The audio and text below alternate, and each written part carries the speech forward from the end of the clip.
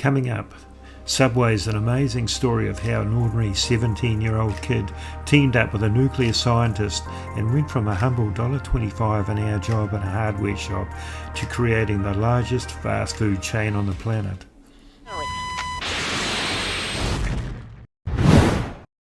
So what key steps and habits did the founders of Subway, young Fred DeLuca and his older business partner Peter Buck, get so right to achieve such a stunning goal from so little? There were 8 key steps the duo took on their rise to success, and personally, I'm a big fan of number 8.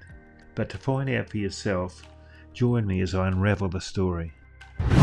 Fred was born in Brooklyn, New York State, USA to parents Salvatore DeLuca and mother Camilla. For the first 5 years of his life, he lived with a family in a basement apartment before moving into public housing at a place known as the Projects in the Bronx, New York State.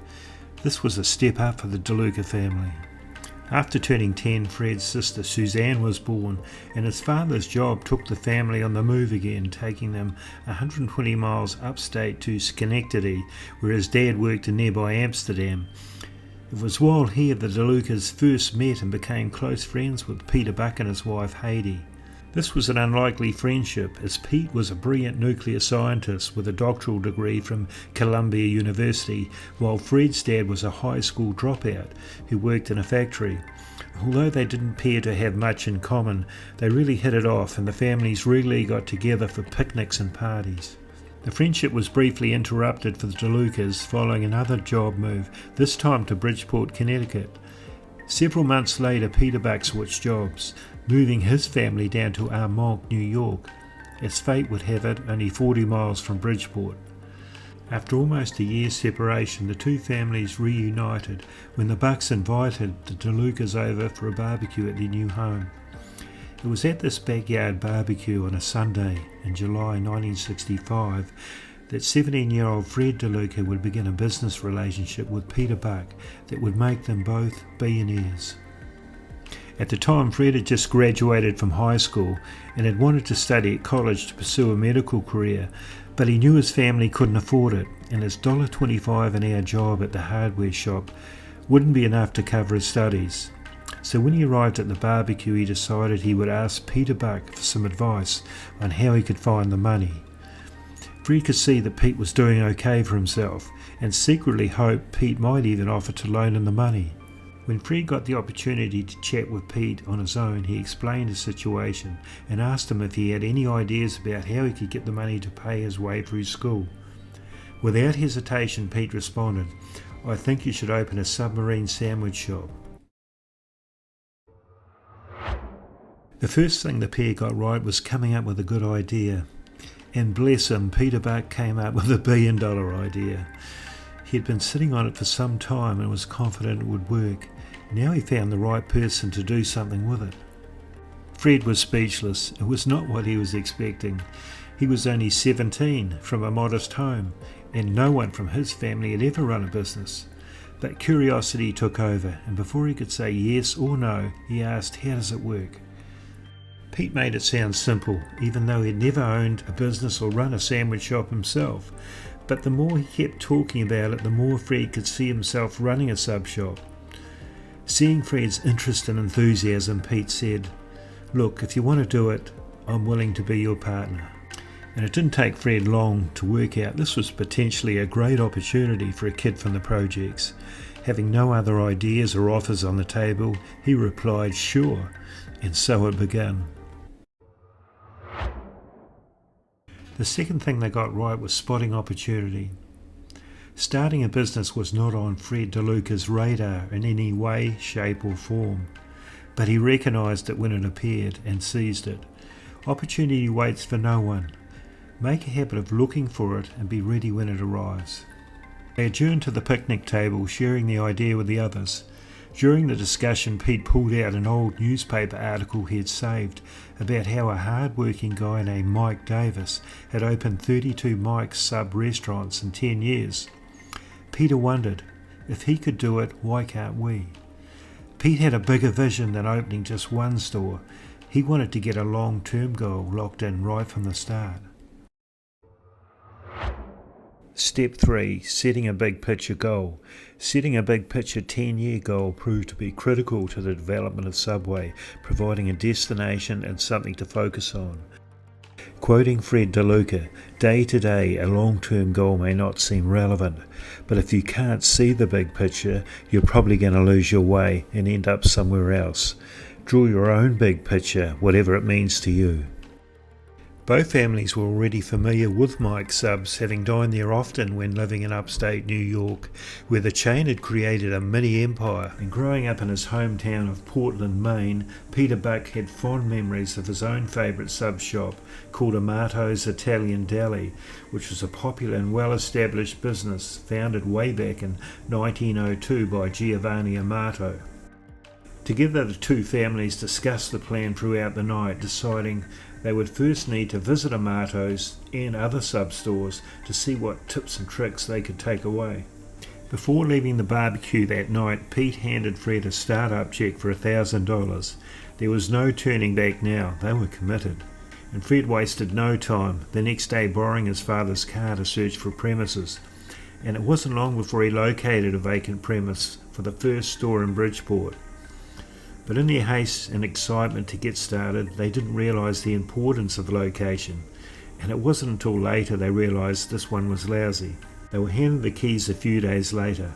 Fred was often asked, was he afraid of failing? His response was, failing never entered his mind.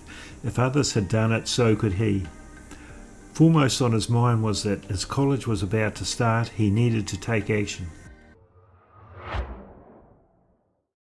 The next crucial quality that Fred displayed was to take action quickly. Fred had no trouble doing this. Although he was leaping into the unknown, he decided he would work things out on the move, making course corrections as he went along. Spending too much time agonising over detail might have resulted in never getting started. Before they did start, Fred and Pete had one minor problem. They knew nothing about making subs. Fortunately for them, Fred's mum, Camilla, who was good with food, got involved. She became an important cog in the wheel during the start-up years. Together they visited Amato's and other sub shops, finally gleaning the best ideas they could siphon from both Amato's and Mike's to create their own version of what a great sub sandwich should be like. Their ability to innovate was another key step they got right. Fred and Pete innovated by taking an existing idea and improving on it by providing better variety, quality and value, and later massive growth to impact more people. An interesting fact that research has shown, you only need an idea that's 10% new to start a fortune. 9:30 on Saturday morning, the 28th of August 1965 in Bridgeport, Connecticut. The first Subway store opens its doors under the name Pete's Super Submarines. This was a critical moment in Subway history as Fred made his debut sub sale to a young neighbourhood girl arriving at the store on a bicycle. As people started pouring into the store, it was hectic, and to make matters worse, Fred had to dash away for a few hours on opening day to sit an important university exam, leaving his friend Art Wachowski in the deep end, until his parents and Peter Buck and wife came to the rescue. The day was a huge success. They'd planned to stay open until 11 p.m. at night, but were sold out of food, and over 300 subs dispatched by 6:30. Fred and Pete were triumphant. In spite of opening day being such a huge success, sales in the following weeks and months quickly dropped off to an all-time low, with only 7 subs being sold on the worst day. Peter Buck would arrive at the DeLuca's home once a week for update meetings with Fred and Camilla, and the downward spiral in sales were really hurting and things looked grim. Closing the store and throwing away the key was one option they considered, but neither Pete nor Fred wanted that, so to Fred's surprise, Pete suggested, why don't we open a second store? Which sounded crazy, but made sense, giving them 2 investments and an opportunity to experiment and compare results against the first store. It would also give the illusion to the public they were successful and expanding, a bold move when most people would have just given up and quit. Not giving up was another great quality the pair had.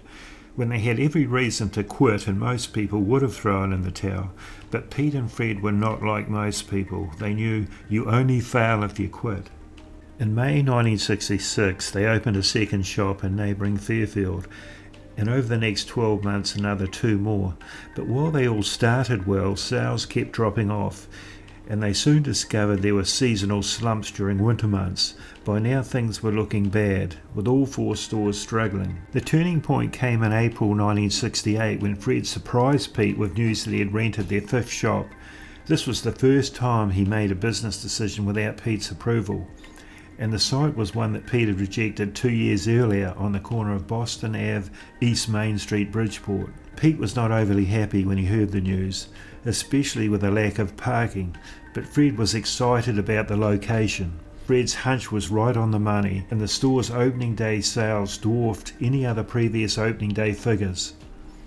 This store was Subway's lifesaver and was another critical stepping stone in the growth of the business, with its ongoing takings exceeding all the other 4 stores combined, putting them well back on track for their big picture goal.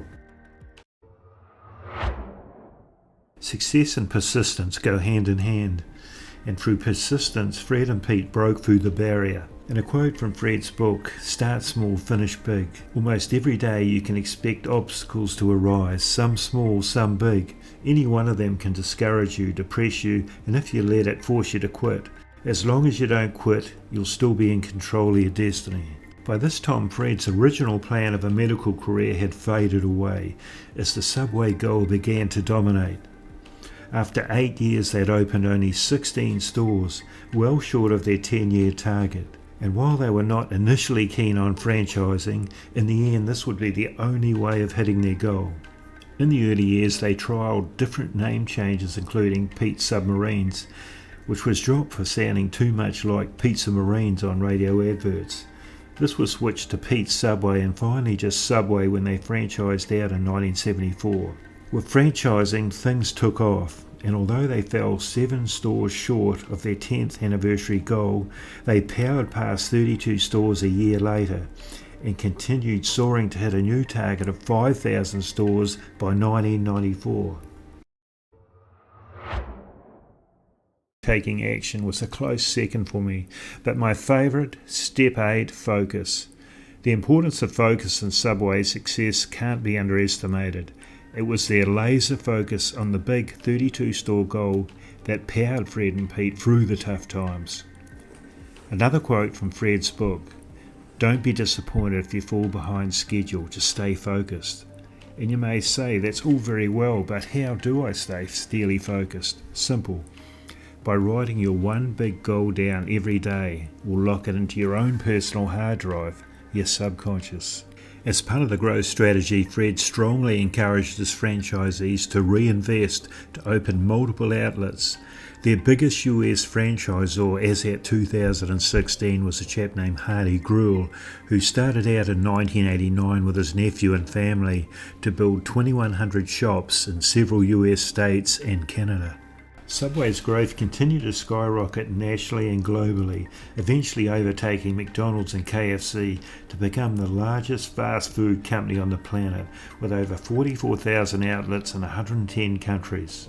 For 50 years, Fred DeLuca spearheaded Subway's rise to way beyond what he'd ever imagined. But sadly his reign came to an end in 2015 when he passed away from leukemia aged 67.